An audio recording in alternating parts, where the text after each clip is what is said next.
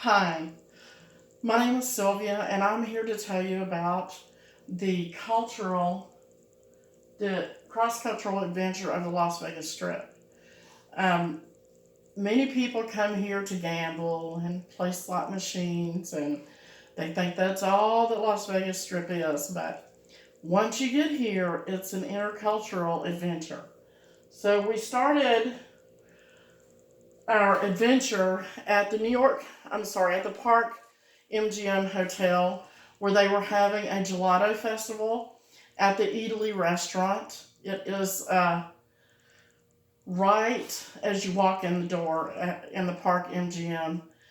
There's a marketplace, an Italian marketplace, and a deli, and there were stations throughout um, the marketplace and the deli and the lobby where you could go get different types of gelato. And I would call it gourmet gelato, but as you see, it's called Italian pairings. There was tomato basil, there was Nutella and hazelnut, there was chocolate and espresso, there was champagne and sorbetta, and different wine pairings with the sorbetta as well. It was very festive. All the gelato was served out of little wine barrels, like back in the day when they had little wine barrels. And then they had a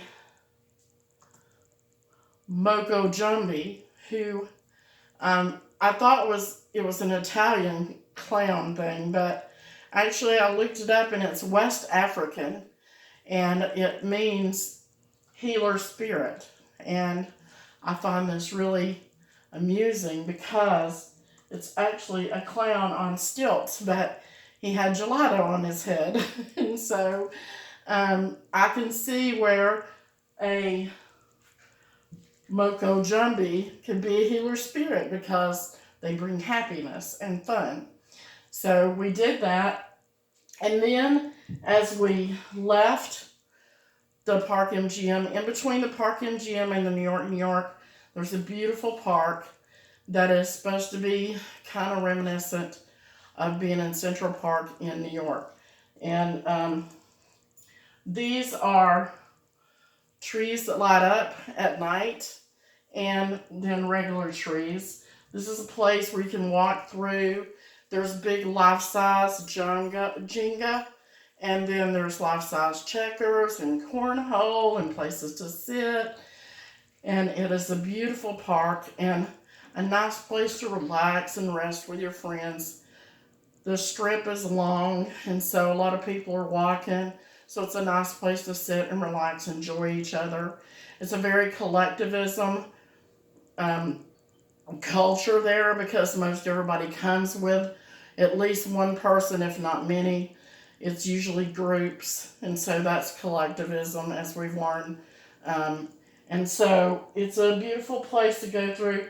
This is my favorite thing at the park. It is a dancing lady sculpture, and the picture doesn't do it justice. It is breathtakingly beautiful, and I just love it. But so much romance and friendly atmosphere here. And then as you leave the Central Park and you walk around, you'll end up in the New York Hotel and Casino. This is the front of the New York Hotel and Casino, the Statue of Liberty, which is very influenced, I guess we would say, because the Statue of Liberty is where so many cultures came into Ellis Island and made our country a melting pot. And so the Statue of Liberty reminds us that we have liberty, and those that come here as immigrants come here for liberty and freedom. And then all the cultures weave together. And then as you go into the New York, you just go in a little ways and you'll see a little Greenwich Village replica. It's very, very, very alike the Greenwich Village in New York. Also, there's a Jewish deli there called Greenberg's Jewish Deli. Very authentic. You can get authentic Jewish sandwiches and kosher pickles and matzo ball soup, and it's a very nice atmosphere in there too. Very reminiscent of Brooklyn, New York. Then a little further down is the Venetian Hotel. The Venetian Hotel brings the culture of Venice to the Strip. So if you're from Georgia or New York, you can go to the Venetian Hotel and get a little bit of experience of Venice. There's Renaissance paintings. They're absolutely beautiful. They're up on the ceiling and on the walls. And in fact, when you drive through to the front of the hotel and you get out, there's huge Renaissance pictures up on the ceiling before you even reach to the lobby.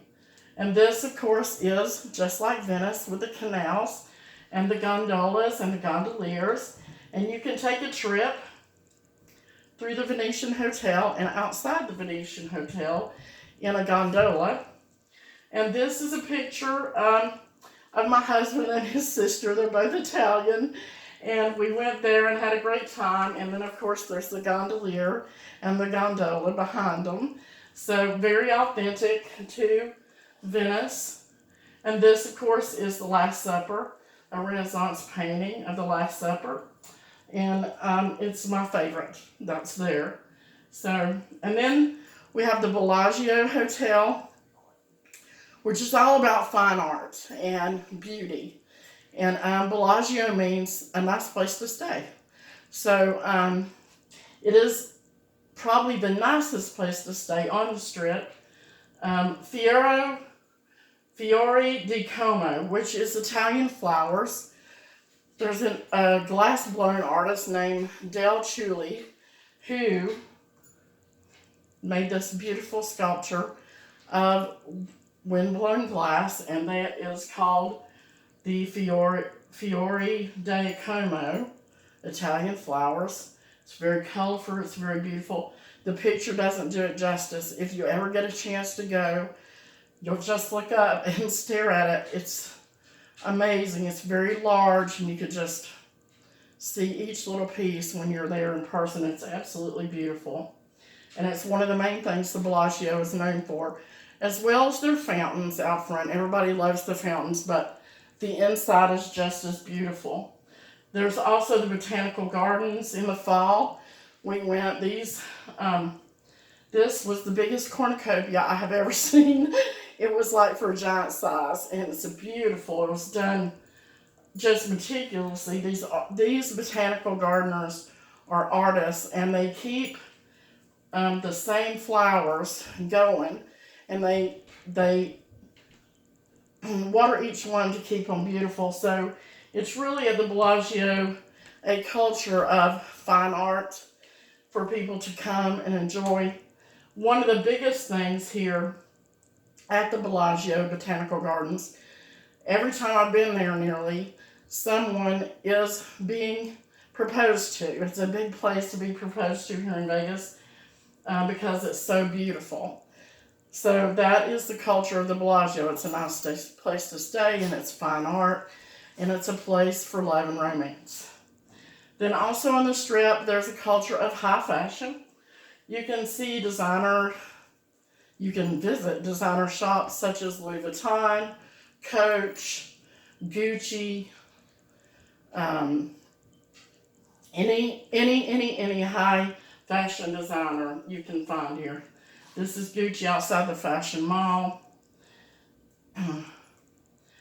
Then, of course, we have Paris here. So you can come visit Paris. You can come visit Italy. You can come visit the New York. And the main thing that Paris is really famous for is the Eiffel Tower. You can actually take a elevator or walk up the steps to the top of the Eiffel Tower and probably see the whole state of Nevada. I'm not that brave, so I don't go up to the top of the Eiffel Tower, but I've heard it's a beautiful view. And it is a beautiful, beautiful Eiffel Tower, very, very resemblant of the original Eiffel Tower in Paris. So there's many cultures on the Strip. And it is a interwoven cross-cultural adventure for everyone who comes and decides to visit Las Vegas Strip. There are other things. We are called Sin City, or not we are, but the Las Vegas Strip is called Sin City for a reason, because there's gambling, and you can gamble anything on the Strip. Poker, slot machines, football, horses, and that's just the skin of it. And then also there are many predators on the streets. They're dressed up like in characters like Chewbacca and Elmo. And some of them are good, and they'll take pictures with you and you give them a little tip. But the Chewbacca guy made us delete our pictures because we didn't give him a big tip. So you will run into that. But here on the Strip, there's so many cultures here that come from all over the world. As you see here, these are people from another country. And even though they're sitting there on their phones, this is in the Aria Hotel, actually, and they were taking a rest. So, and then also there was a man taking tips, playing the accordion, and he's dressed up as a Spanish or a Mexican. And then there's Asians, and there's African Americans, and Caucasian, and so many cultures come here and they get a cultural experience no matter where they go. And then sometimes the culture gets the people. So these are what I would call influencers, and they were just walking down the Strip outside CVS pharmacy. So as you can see, it's a beautiful place to come. It's a fun place to come, and it is an intercultural adventure, a cross-cultural adventure.